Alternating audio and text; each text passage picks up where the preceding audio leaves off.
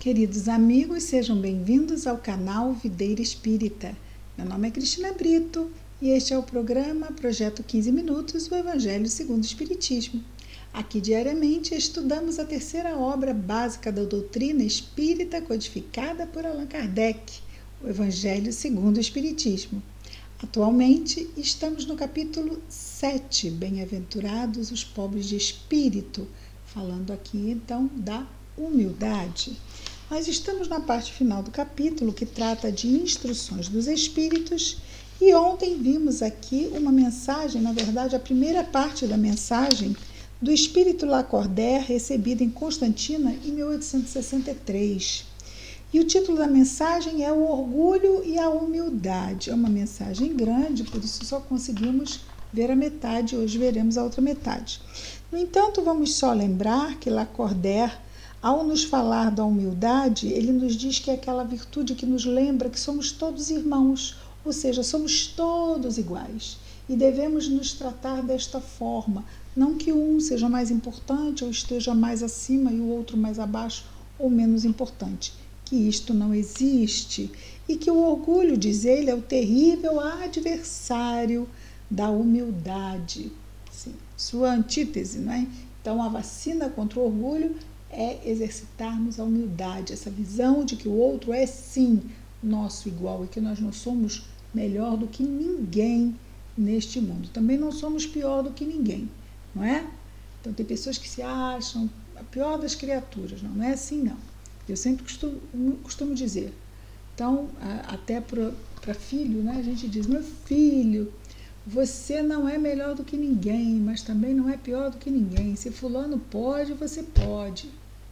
Se ele consegue, você consegue. Então, isso é esse ânimo por esse lado, empurra para frente de um lado e contém do outro lado. Quer dizer, nós não somos menor do que ninguém, temos condição de fazer o que o outro faz, mas também não somos menor do que ninguém. Desculpa, também não somos maior do que ninguém. Estamos todos na mesma condição.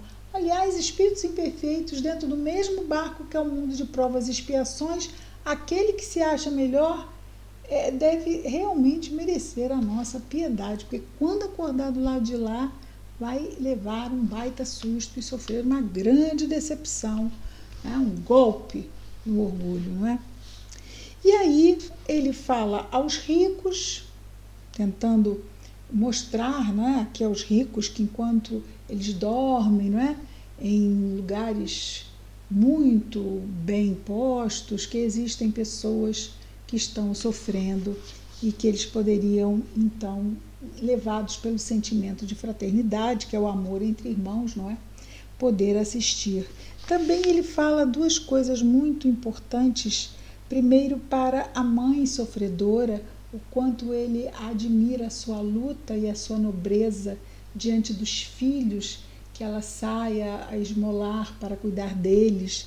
E fala da jovenzinha que está lá acumulada de serviços na sua sobrevivência, na sua subsistência, e olha as festas e aquelas moças muito aquinhoadas, muito ricas, e ela queria estar no lugar delas.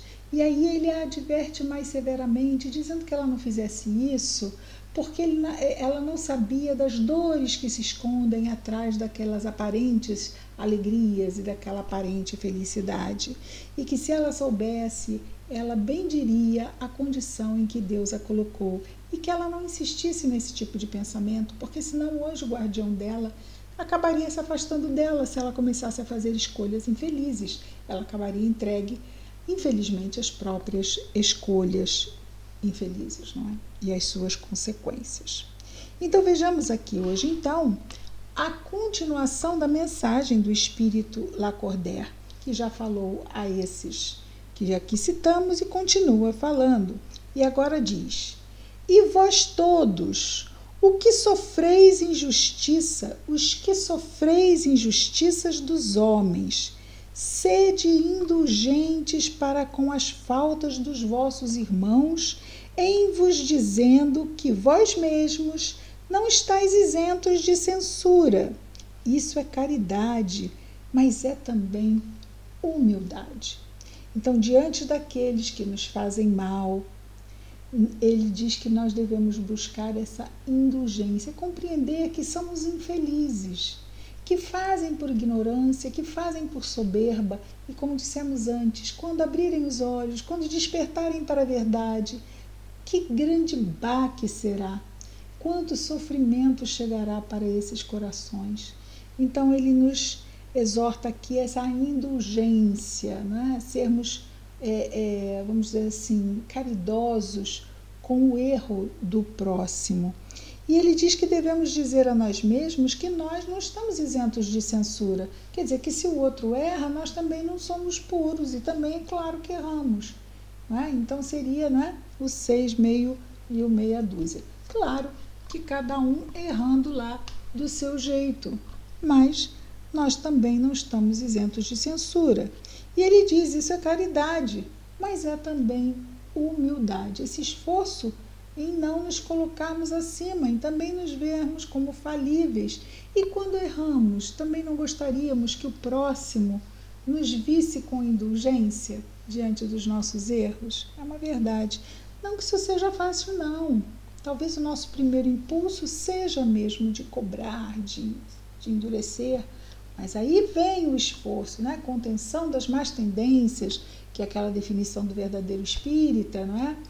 Contermos essas tendências e buscarmos fazer esse trabalho de autoevangelização, que é um trabalho que vai levar séculos, já vem levando 20 séculos, 21 agora, e ainda vai levar muitos séculos à nossa frente, esse trabalho de autoevangelização. E ele nos diz, se sofres calúnia, curvai a fronte sob essa prova. Então, se sofres calúnia, curvai a fronte. Então, seria quase que se entregar a Deus, né? Porque Deus sabe que se está mandando isto para nós, algum motivo há. Revolta é o contrário da revolta, né? Baixar a fronte é se submeter ao que Deus permite que chegue à nossa vida. Ninguém está dizendo que é fácil, é muito, muito, muito amargo e difícil esse remédio de ser tomado. Curvai a fronte sob essa prova. Que vos importam as calúnias do mundo? Se vossa conduta é pura, Deus não pode vos compensar? Então, se nós estamos bem, se aquilo é uma calúnia, uma inverdade, não é? Injúria, Deus não pode nos compensar? Claro, a questão é, não vamos dizer para Deus como será a compensação, porque não é assim que funciona. A compensação será no tempo de Deus, na forma que Deus achar que é a melhor para nós. Suportar com coragem as humilhações dos homens é ser humilde e reconhecer que só Deus é grande e poderoso. Que pode o homem contra mim se Deus está comigo? Isso é muito iluminado, né? São ideias que nós estamos ali trabalhando em nós. Estamos subindo a montanha, muito difícil. São os desafios do Evangelho. Mas nós reencarnamos para vivermos e enfrentarmos esses desafios e sairmos dessa encarnação melhor do que entramos. Esse processo vai continuar ainda por muito tempo.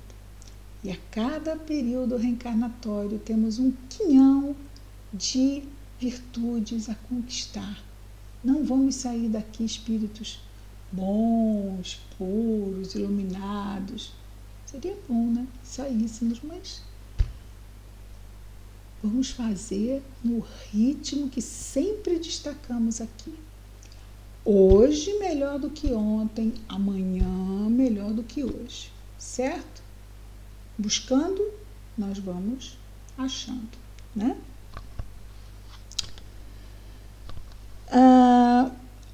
Meu Deus, seria preciso que o Cristo venha uma segunda vez sobre esta terra para ensinar aos homens tuas leis que eles esquecem?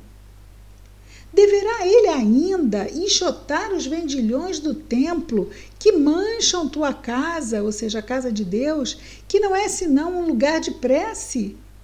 E quem sabe, ó homens, se Deus vos concedesse essa graça, talvez o renegaríeis, Jesus, como outrora fizestes. Vós o chamaríeis blasfemador, porque ele humilharia o orgulho dos fariseus modernos. Talvez o faríeis recomeçar o caminho do Gólgota, que levou à crucificação. Quando Moisés foi sobre o Monte Sinai receber os mandamentos de Deus, que são as tábuas da lei, não é? O povo de Israel, entregue a si mesmo, abandonou o verdadeiro Deus. Lembrando que eles estavam saindo do Egito, que era politeísta, com todos aqueles deuses em forma de animais. E aí Moisés subiu o Monte Sinai e deixou o povo embaixo. Quando ele desceu, o povo já tinha pego o ouro todo, derretido, feito bezerro de ouro, e já estavam lá adorando o bezerro de ouro. Por isso que ele fez aquele rol de leis duras, as leis mosaicas, porque era um povo muito, muito embrutecido. Então, quando Moisés subiu, né, abandonou o verdadeiro Deus, quando ele desceu, encontrou homens e mulheres, deram seu ouro e suas joias para um ídolo que adorassem. Homens civilizados, então ele fala do passado e volta para o presente. Homens civilizados, fazeis como eles. O Cristo vos deixou sua doutrina, vos deu exemplos de todas as virtudes e abandonastes exemplos e preceitos. Cada um de vós, com suas paixões, fizestes um Deus ao vosso gosto. Segundo uns, terrível e sanguinário, segundo outros, descuidado dos interesses do mundo. O Deus que fizestes é ainda o bezerro de ouro, que cada um apropria aos seus gostos e às suas ideias. É um Deus que me convém, né? Está ele aqui puxando a nossa orelha. E ele, caminhando para a conclusão, nos diz: despertai, meus irmãos, meus amigos, que a voz dos Espíritos atinja o vosso coração. Sede generosos e caridosos, sem ostentação. Quer dizer, fazei o bem com humildade, que cada um destrua pouco a pouco os altares erguidos ao orgulho. Vejamos que ele fala desse processo que é lento, não é? Pouco a pouco. Numa palavra, sede verdadeiros cristãos e tereis o reino da verdade. Não duvideis mais da bondade de Deus, quando dela vos dá tantas provas. Quer dizer, quando dessa bondade Deus nos dá tantas provas. Viemos preparar os caminhos para o cumprimento das profecias. Quer dizer, a terceira revelação, a doutrina espírita, veio, porque ele está entre os espíritos que formam a falange do espírito de verdade. Então ele diz, viemos preparar os caminhos para o cumprimento das profecias. Quando o Senhor vos der uma manifestação mais radiosa de sua clemência, que o enviado celeste não encontre mais em vós, senão uma grande família, que vossos corações brandos e humildes sejam dignos de ouvirem a palavra divina que ele virá vos trazer. Então, isso é o que ele espera realmente encontrar em nós. Que o eleito não encontre sobre seu caminho senão as palmas depositadas pelo vosso retorno ao bem. Então, ele quer que nós nos entreguemos à ação do bem e que isso nos trará como retorno, né, como se fosse as próprias bem-aventuranças, esse tapete de palmas, né, essas pétalas atapetando o nosso caminho moral. O caminho, senão as palmas depositadas pelo vosso retorno ao bem. Palmas não são palmas de aplausos, são palmas de flores. Ao bem, ao vosso retorno ao bem, vosso retorno à caridade, à fraternidade, e então vosso mundo se tornará o paraíso terrestre, quer dizer, o nosso mundo. quando nós estivermos neste nível de bem. Mas, então, isso é o plano A, se fizermos da forma A, né? Se fizermos tudo de bom para nos transformarmos, e aí transformarmos o mundo no mundo do bem, teremos um resultado. Mas podemos optar pela forma B. Mas, se permanecerdes insensíveis à voz dos Espíritos enviados para depurar, renovar vossa sociedade civilizada, rica em ciência e, todavia, tão pobre em bons sentimentos, não vos restará mais senão chorar e gemer sobre a vossa sorte. Quer dizer, não está predeterminado, não é destino fixado. Ele diz que pode acontecer ao mundo desta forma ou desta forma, e que só vai depender de nós. Mas não será assim, porque ele confia que nós realmente vamos fazer o melhor, ele diz. Mas não será assim. Retornai a Deus, vosso Pai, e então nós todos, que houvermos servido ao cumprimento da sua vontade, entoaremos o cântico de ação de graças para agradecer ao Senhor por sua inesgotável bondade e para glorificá-lo em todos os séculos dos séculos. Assim seja. Que lindo, lindo. Que linda mensagem. É uma mensagem ao mesmo tempo que ele é firme, ele é amoroso, ele é acolhedor, ele nos estimula, e isso é maravilhoso. Ficamos então e concluímos o item 11 do capítulo 7. E amanhã voltaremos com mais um projeto, 15 minutos, quase, né? O Evangelho segundo o Espiritismo. Até amanhã. Muita paz a todos.